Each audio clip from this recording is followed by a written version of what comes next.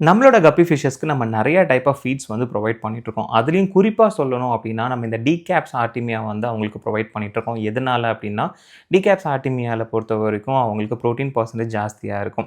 அதனால நம்மளோட அடல்ட்டுக்கும் சரி, நம்மளோட ஃப்ரைஸ்க்கும் சரி, நம்ம இந்த டிகேப்ஸ் ஆர்டிமியா குடுத்துட்ருக்கோம். பட் இதுவே நம்ம லைவா ஹேட்ச் பண்ணி குடுத்தா எப்படி இருக்குங்க? அத தான் இந்த வீடியோல நம்ம பார்க்க போறோம். நான் வந்து இந்த ப்ராடக்ட் Amazonல தான் பர்ச்சேஸ் பண்ணேன். பார்த்த உடனே சரி ஓகே இத ட்ரை பண்ணலாம் அப்படின்னு சொல்லி பர்ச்சேஸ் பண்ணிட்டேன். இந்த ப்ராடக்ட்டோட லிங்க் எல்லாமே நான் டிஸ்கிரிப்ஷன்ல குடுக்குறேன். பட் அதுக்கு முன்னாடி இது சக்ஸஸ்ஃபுல்லா வொர்க் ஆகுதா இல்லையான்றத பார்த்துட்டு அதுக்கப்புறம் பர்ச்சேஸ் பண்ணுங்க. நான் வந்து இது கூட பார்த்தீங்கன்னா, ஆர்டிமியா கேப்சூல்ஸும் பர்ச்சேஸ் பண்ணியிருந்தேன். 100 கேப்சூல்ஸ் வந்திருந்தது. இதோட லிங்க்கும் டிஸ்கிரிப்ஷன்ல இருக்கும். பாருங்க. இது பெய்ட் ப்ரமோஷன் கிடையாது.